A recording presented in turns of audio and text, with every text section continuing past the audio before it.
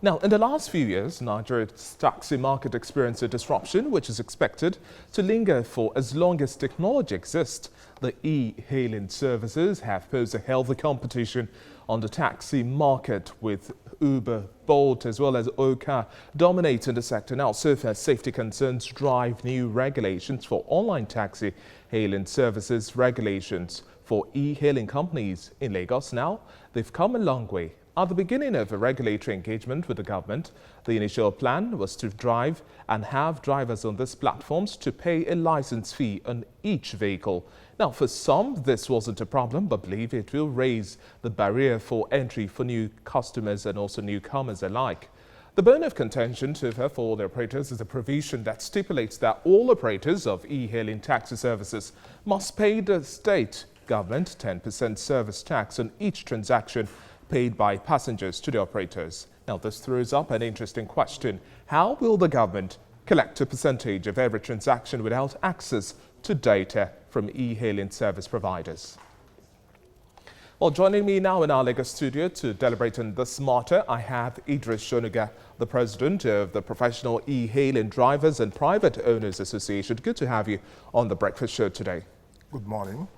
Now, first and foremost, before we go into an analysis of what the guidelines stipulate and the grey areas you think a government is not paying attention to, let's start with the impact of the COVID-19. I've had to take taxis, e-hailing taxis, I don't want to mention names, and I've seen to a very large extent it's not business as usual. Safety concerns are really real. How has this impacted your business, COVID-19?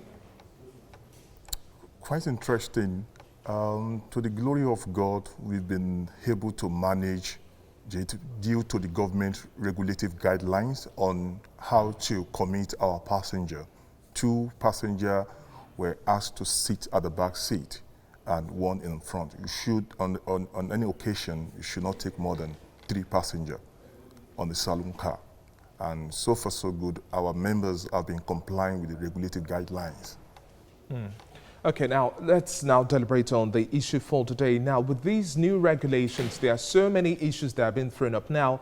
For example, having to require that percentage means access to data. Now, the Lagos State government wants data access to all of the e-hailing companies. In Section 4.2, for example, of the Lagos e-hailing guidelines, the ministry and agencies also say that they shall have access to the database of the operators or companies operating e-hailing taxi business in Lagos. Should the government even have any access to your data? And are there provisions to prevent this sort of thing? Thank you so much. I want you to understand that the e-hailing business is a transportation service. We is a faceless organization that needs to put a face. We, the operators who subscribe our transportation service under this technology arm, are not properly being profiled. And we are readying the service to the community. Government is the machinery through which the will of the state is formulated, expressed, and attained. And it is their responsibility to look into that sector and properly regulate it. I'm saying that government regulation is a welcome development as far as professional e-hailing drivers and private owner association is concerned. So how much of a conversation are you now having with government? You've talked about profiling and you've also said keeping the lines of communication open. To what extent have you had conversations to address the grey areas? I would like you to highlight other grey areas that you have concerns about and how this also affects your business, and to what extent has government responded? Thank you. The fact that we have a teeming Nigerian youth who are using these as a means of sustenance, and our men are actually doing, we have male and female doing this job, and due to the unemployment rate in Nigeria. And what is worth doing is worth doing well. And because of the negligence of our governments who allow foreign e-hailing companies to patronize, to establish their technology in Nigeria, I think they didn't look into their module of operandi. And the due diligence is not being taken care of in terms of profiling. Some unscrupulous elements are using this service to perpetrate evil.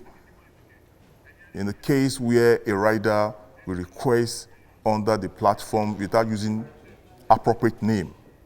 It's quite appalling.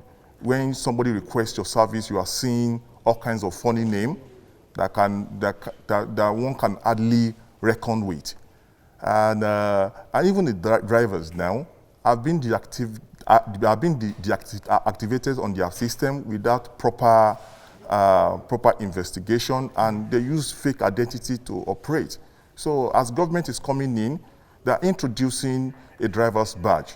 Let us know who is doing this business. We need to put face. It's a faceless organization, and government has a good initiative by coming in to vet who are the operators, meaning the drivers.